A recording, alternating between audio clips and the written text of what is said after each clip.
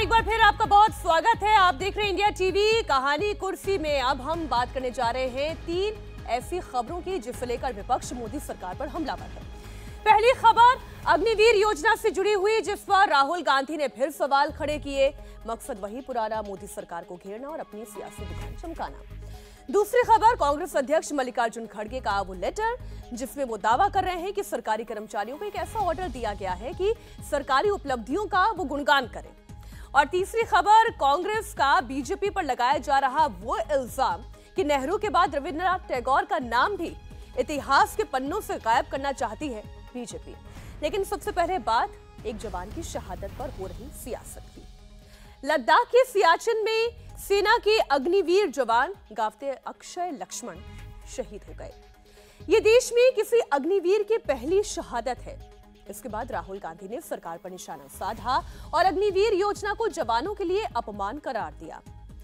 राहुल गांधी ने कहा कि अग्निवीर जवानों को ना तो ग्रेच्युटी मिल रही है और ना ही पेंशन। इसके बाद बीजेपी ने राहुल पर फेक न्यूज फैलाने का आरोप लगाया।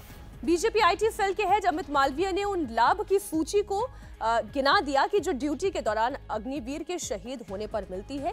वो फैक्ट भी हम आपके सामने रख रहे हैं। इसमें बीमा की रकम 48 लाख है, अनुग्रह राशि 44 लाख है और शेष कार्य का वेतन जो है वो 13 लाख है, हताहत कोष 8 लाख है और आवा जो विमेन वेलफेयर एसोसिएशन चलता है आदमी का, उसकी भी राशि 30,000 और ऐसे करके पूरा फैक्ट जो है अमित मालवीय ने गिना दिया। तो सबसे पहले बात इसी कंट्रोवर्सी की कर लेते हैं। हर्षवर्धन त्रिपाठी, विजय त्रिवेदी, 2 सीनियर जर्नलिस्ट हमारे साथ हैं और साथ ही देवेंद्र पराशर हमारे पॉलिटिकल एडिटर हमारे साथ स्टूडियो में ही हैं। हर्ष जी, आप इस चर्चा की शुरुआत करते हुए,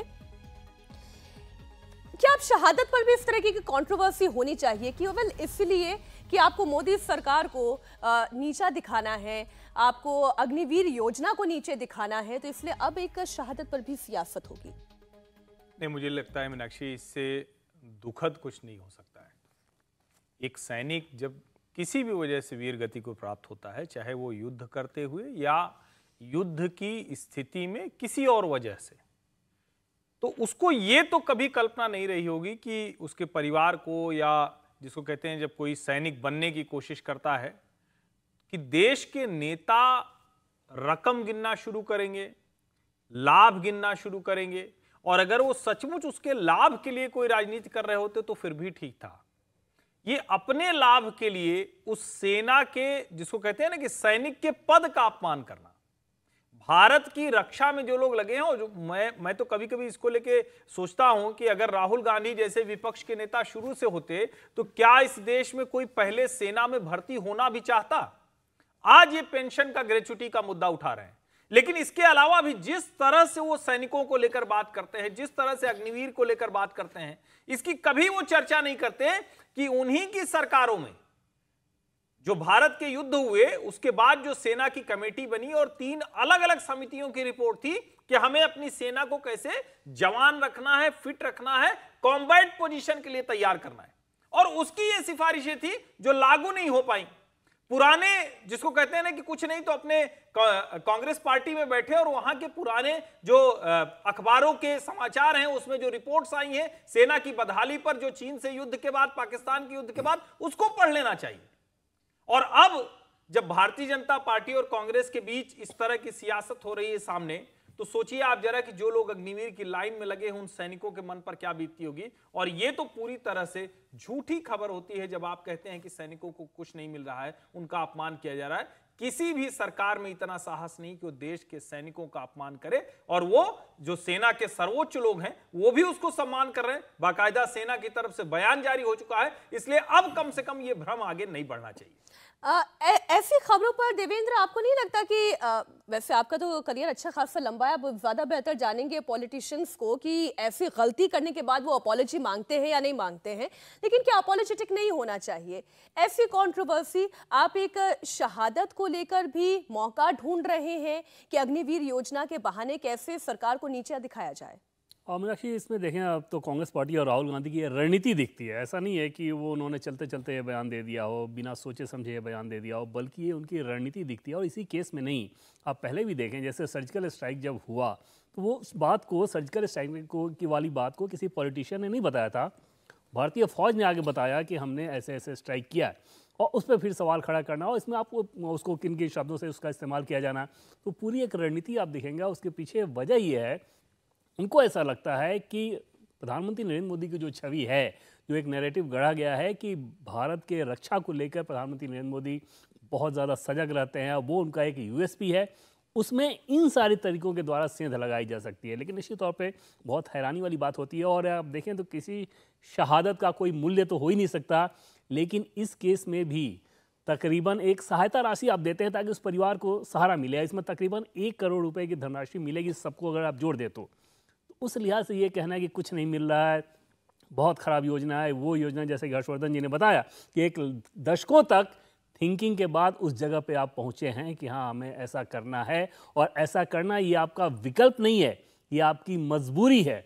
और उस मजबूरी के तहत एक अच्छी व्यवस्था बनाई गई, उस व्यवस्था को लेके इस प्रकार से भ्रम फैलाया जाना निश्चित तौर पे राजनीतिक फायदा तो पता नहीं उनको क्या मिलेगा, लेकिन देश के सैनिकों के लिहाज से देखें तो उनको बहुत पीड़ा होती होगी, और उस हर व्यक्ति को पीड़ा होती होगी जो अपने सैनिकों के मसले पे कम से कम कोई राजनीति नहीं चाहता। और विजय जी, खास तौर पर आप अपना पक्ष रखिएगा, लेकिन खास तौर पर वो युवा जो अग्निवीर बनने की लाइन में लगे हुए, जैसे हर्षवर्धन जी भी कह रहे थे, उनके मोराल पर इसका क्या असर पड़ता होगा, या उनके परिवारों के मोराल पर इसका क्या असर पड़ता होगा कि आप ये देख रहे हैं कि हमें क्या मिलेगा अगर शहादत हो गई? नेगेटिव इम्पैक्ट नहीं होता ऐसी खबरों से, पार्टी का नुकसान नहीं होता? देखिए, 2 बातें इसमें हैं। एक तो ये कि अग्निवीर योजना को और सैनिकों को समझने की ज़रूरत है। जो चर्चा हुई कि सरकार ने, आर्मी ने बार बार ये रिपोर्ट दी कि हमें हमारी सेना को जवान रखना है, नौजवान बनाया जाए, क्योंकि एज जो है उसकी बढ़ती जा रही है और वो नुकसान करती है कभी भी जंग की स्थिति में। और उसी का नतीजा था कि ये एक नई स्कीम को लेकर आए गए। लेकिन उसमें सरकार ने ये कहा था कि अग्निवीर योजना में जो लोग शामिल होंगे, जितना मुझे समझ में आया, उन्हें कॉम्बैट के लिए इस्तेमाल नहीं किया जाएगा। समझे? कॉम्बैट का मतलब कि जंग में वो शहादत के लिए सामने नहीं होंगे, फ्रंट लाइन पर उन्हें नहीं लाया जाएगा, डायरेक्ट आपको वॉर जोन में भेज वो असिस्ट करने वाली एक तरह की योजना थी अग्निवीर योजना। और उसमें से जो लोग सेलेक्ट होंगे अग्निवीर में से, जब अग्निवीर योजना का जो उनका टाइम पीरियड है, टेन्योर है, जब वो खत्म हो जाएगा, उसमें से जो लोग चाहेंगे या जिनको सेलेक्ट किया जाएगा वो सेना में आएंगे।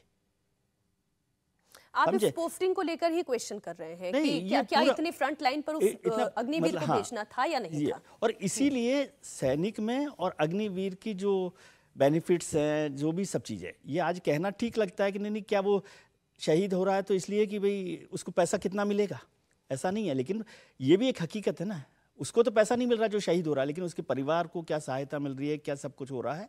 इसलिए 2 चीज़ों को एक साथ मिक्स करना और ये बार बार राष्ट्रवाद की बात कर देना कि नहीं आप शहीद हो रहे हैं और आप पॉलिटिक्स कर रहे हैं।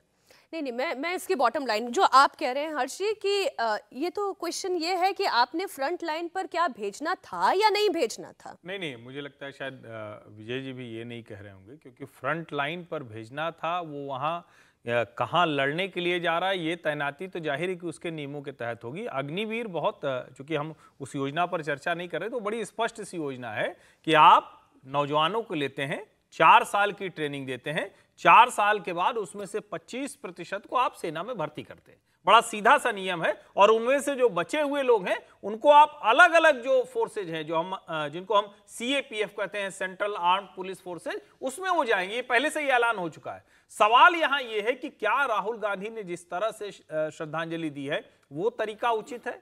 क्या इस समय वो जो ग्रेच्युटी पेंशन की बात कर रहे हैं, आप जब अग्निवीर योजना आई थी उसकी लड़ाई लड़िए, आप राजनीतिक तौर पर कहिए कि योजना अच्छी हो सकती है या बुरी हो सकती है, लेकिन सैनिक को लेकर इस तरह की बात, सेना के मोरल पर सीधा हमला है, ये नहीं करना चाहिए। ये वाली राजनीति किसी भी तरह से ठीक नहीं। ठीक है, लेकिन बात अगली खबर में भी कुछ इसी तरीके का आरोप है, लेकिन आरोप नाम के इतिहास को खत्म कर देने का या फिर गायब कर देने का है। बात टैगोर की हम कर रहे हैं, जिन्हें लेकर बीजेपी और कांग्रेस सामने सामने है। एक घमासान मचा है नाम पट्टिका को लेकर। ये पट्टिका विश्व भारती यूनिवर्सिटी में लगी हुई है, जो आपके सामने इस वक्त आप देख रहे हैं इंडिया टीवी पर। इसमें पीएम मोदी का नाम है, यूनिवर्सिटी के वाइस चांसलर का नाम है, लेकिन टैगोर का नाम नहीं है। कांग्रेस ने इसी बात पर आपत्ति जताई है और कहा है कि नेहरू की तरह टैगोर की विरासत को भी मिटाने की कोशिश चल रही है, जिस पर बीजेपी ने पलटवार किया और कांग्रेस को टैगोर की तुलना नेहरू से ना करने की सलाह दी। दरअसल यूनेस्को ने हाल ही में विश्व भारती को वर्ल्ड हेरिटेज साइट का दर्जा दिया और इसके बाद ये नई पट्टिकाएं लगाई गई। तो वो पट्टिका आपके सामने है। अमित मालवीय ने जो ट्वीट किया, या पवन खेड़ा हो या जयराम रमेश हो, सभी के ट्वीट आप देख रहे होंगे। देवेंद्र, ये तो सीधा सीधा पूछ रहे हैं, पहले आपने नेहरू का नाम इरेज करने की कोशिश की, अब आप रविंद्रनाथ टैगोर का नाम भी इरेज करना चाह रहे हैं। पहले तो ये कि ये नाम क्या वाकई में इरेज हो सकते हैं? रविंद्रनाथ टैगोर, हम उनकी बात कर रहे हैं। निश्चित तौर पे नहीं। और लेकिन आप देखें तो टैगोर को लेकर बंगाल में भी आपने देखा होगा किस प्रकार से पहले बीजेपी वर्सेस टीएमसी होते रहा है, अब बीजेपी वर्सेस कांग्रेस ये हो रहा है अभी। और टैगोर को लेके और उसको इस रूप में इस तुलना करना समझा जा सकता है कि कितनी विचित्र सी बात है। लेकिन जैसा कि पहले मैंने बताया कि टीएमसी की पॉलिटिक्स को भी ये सूट करता था। टैगोर वर्ष को लेकर के बीजेपी ने अपमान किया, बीजेपी वाले कहते हैं कांग्रेस पार्टी ने किया। आपको याद होगा कि किस प्रकार से एक बार जब हंगामा हुआ था और प्रोटेस्ट हुआ था तो उसमें भी ऐसे बहुत सारे आरोप लगे थे। दूसरी तरफ अब कांग्रेस पार्टी उस काम को कर रही है और इसमें आप देखें तो ऐसी चीज़ें जब जब सामने आती हैं ऐसा समझ में आता है कि शायद दोनों पक्षों को ये सूट करता है कि इस तरह का विवाद हो, ताकि उस विवाद के सहारे अपने अपने नैरेटिव को आगे बढ़ाया जाए। ऐसा नहीं है कि इस विवाद से बीजेपी को फ़ायदा नहीं होता है, बीजेपी को भी अवसर मिल जाता है कि वो ये बताए कि किस प्रकार से सिर्फ कुछ ख़ानदान के नाम को ही, ख़ानदान के कुछ व्यक्ति के नाम को ही आगे बढ़ाया गया है और उसको लेके ये पूरी ऐसी सारी साजिशें रची जाती रही हैं। ऐसा बीजेपी इस बात को कहती है। तो इस केस को भी देखें तो आप वैसे ही बहुत सतही नज़र आएगा। इसमें कुछ ऐसा नहीं हो सकता है कि हाँ रविंद्रनाथ टैगोर को लेके ये नाम पट्टिका में किसी का नाम मतलब मैं तो पहले यही पूछ लेती हूँ कि रविंद्रनाथ टैगोर का नाम होना चाहिए, नहीं होना चाहिए। पट्टिका को देख रहा हूँ, वो बड़ी साधारण सी पट्टिका है जो इस तरह की यूनेस्को ने वर्ल्ड हेरिटेज साइट उसको घोषित किया है और नीचे नाम उसमें लिखा हुआ है। जो कहें कि वहाँ के जो वाइस चांसलर है उन्होंने शायद ये उनकी तरफ से एक हुआ होगा। इसमें रविंद्रनाथ टैगोर जी का नाम हटा दिया गया, ये थोड़ा सा कह पाना थोड़ा सा मतलब मुझे लगता है कि अतिरेक में चले गए हैं विरोध करते हुए। एक पट्टिका के आधार पर कह देना कि टैगोर जी का नाम कोई हटा देगा, उनकी विरासत कोई खत्म कर देगा, ये मुझे संभव नहीं दिखता है।